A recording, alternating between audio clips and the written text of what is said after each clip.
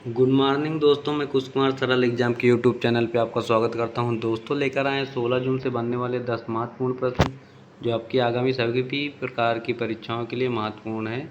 और ये सभी सिलेक्टेड क्वेश्चन हैं, पर डे की जो न्यूज़ आती है उनसे निकाले हुए प्रश्न हैं जो आपको ज़्यादा इम्पॉर्टेंट करते हैं इस क्लास को। तो शुरू करते हैं। आज का हमारा पहला प्रश्न जो है करंट अफेयर से, भारत की किस घुड़सवार ने 3 स्टार प्री ग्रांड प्रिक्स स्पर्धा जीतने वाली पहली भारतीय बनी है? श्रुति बोरा, भवानी देवी, संजीता कौर, रेखा शर्मा। तो इसका जो राइट आंसर है फिलहाल ये है श्रुति बोरा, जो घुड़सवारी में 3 स्टार प्री ग्रांड स्पर्धा जीतने वाली बनी है। और भवानी देवी की बात करें तो ये जो है तलवारबाजी से प्रसिद्ध है, तमिलनाडु के रहने वाली। रेखा शर्मा तो राष्ट्रीय महिला आयोग की अध्यक्ष बनी थी।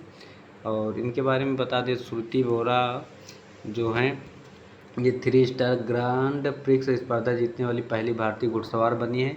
और भारत की श्रुति बोरा ने घुड़सवारी में 3 स्टार ग्रांड प्रिक्स स्पर्धा जीतकर इतिहास रच दिया है। यह खिताब जीतने वाली वह पहली भारतीय। जब किसी प्रश्न में पहली लग जाए तो समझ जाओ कि वे पेपर के लिए इम्पॉर्टेंट क्वेश्चन हो जाता है। ठीक, तो इसका फिलहाल राइट आंसर तो श्रुति बोरा है। और इसके बारे में और बता दें आपको, तो श्रुति बोरा जो है स्लोवेनिया के लिपिका में आयोजित FEI ड्रेसेज विश्व कप में CDI 3 इवेंट में अपने घोड़े मैग्निनिमस के साथ 67.761 अंक हासिल करते हुए 3 स्टार ग्रांड प्रिक्स इवेंट जीतने वाली पहली भारतीय राइडर बन गई। ठीक, और इनके बारे में और बताएं तो ड्रेसेज वर्ल्ड चैंपियनशिप 2022 और 2010 तक तथा 2014 में एशियाई खेलों में भारत का प्रतिनिधित्व करने वाली श्रुति बोरा मोल्दोवा की तातियाना एंटोनेको 66.552 अंक से आगे रही,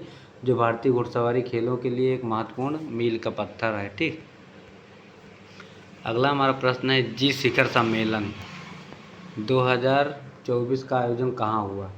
ब्राज़ील, इटली, अमेरिका, रूस। तो इसका जो राइट आंसर है इटली में हुआ है। अभी आप लोग देखे होंगे एक वायरल हो रही थी पिक जो नरेंद्र मोदी और जॉर्जिया मेलोनी की है। ठीक, तो वो इटली के प्रधानमंत्री हैं, तो वहीं पर मोदी गए हैं अभी।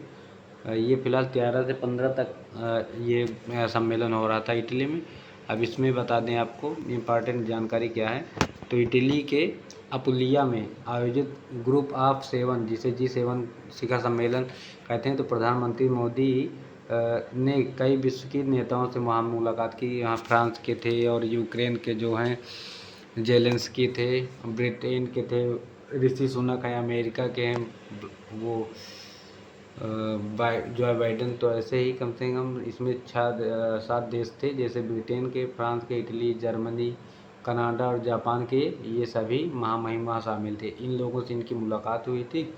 और शिखर सम्मेलन की अध्यक्षता और मेज़बानी कर रहा है इटली। ठीक, और इसकी बात करें इटली के प्रधानमंत्री जो हैं जॉर्जिया मेलोनी ने प्रधानमंत्री नरेंद्र मोदी का स्वागत किया और सेल्फी ली। ठीक, देखा है। और इटली की राजधानी रोम में प्रधानमंत्री जॉर्जिया मेलोनी है। और इसकी स्थापना की बात करें तो G7 के 1975 में हुई थी। ठीक, इसकी स्थापना इम्पॉर्टेंट है। अगला हमारा प्रश्न है, हाल ही में कहाँ के गुड़ को GI टैग दिया गया है? मुजफ्फरनगर, शामली, बहराइच या A और B दोनों। तो इसका जो राइट आंसर है मुजफ्फरनगर और शामली दोनों के गुड़ को GI टैग दिया गया है। और हाल ही में उत्तर प्रदेश के 2 जिले मुजफ्फरनगर और शामली के गुड़ को GI टैग प्रदान किया गया है। भारत में भौगोलिक संकेतक GI पंजीकरण उत्पादों की संख्या 600 से अधिक हो गई है, जिसमें उत्तर प्रदेश 69 उत्पादों के साथ सूची में शीर्ष पर है। उत्तर प्रदेश का वाराणसी जिला एक ही भौगोलिक स्थान से GI टैग वाले सबसे अधिक उत्पादों के रूप में है। और बात करें आगे, भारत में सबसे पहले GI टैग दार्जिलिंग की चाय को मिला था 2004 में।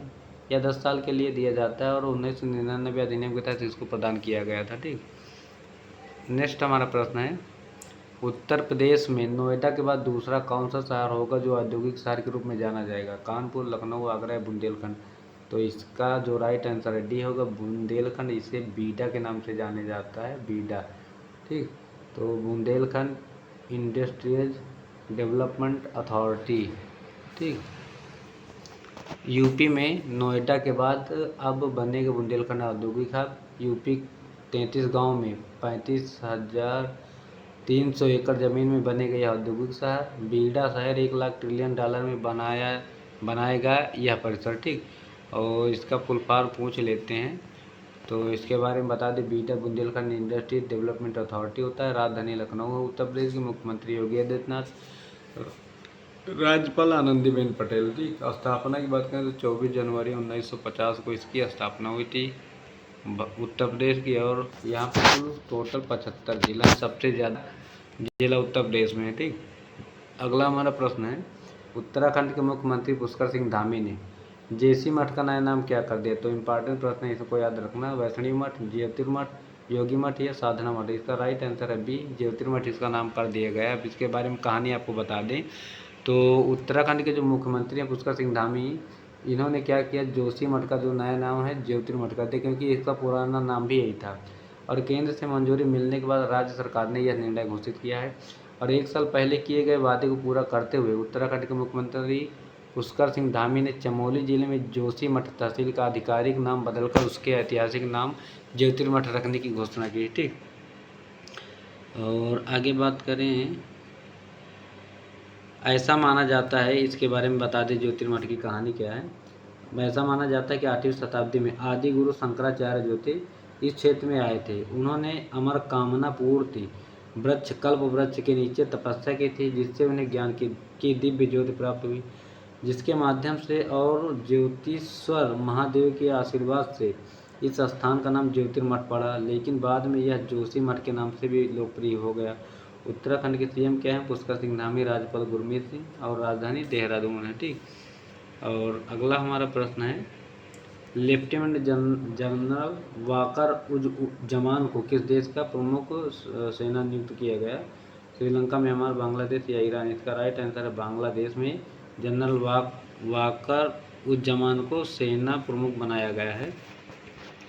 अब लेफ्टिनेंट जनरल वाकर उज़्ज़मान को अगले 3 साल के लिए बांग्लादेश के सेना प्रमुख के तौर पर नामित किया गया। रक्षा मंत्रालय ने इसकी जानकारी दी। लेफ्टिनेंट जनरल वाकर उज़्ज़मान 23 जून को कार्यभार संभालेंगे। 58 वर्षीय लेफ्टिनेंट जनरल वाकर उज़्ज़मान को कार्यभार संभालने के दिन ही 4 सितारा जनरल के पद पर अपग्रेड कर दिया जाएगा, ठीक, मतलब प्रमोशन हो जाएगा। और अब वह जनरल एसएम सैफुद्दीन अहमद की जगह लेंगे। जमान 1985 में इन्फेंट्री कॉर्प्स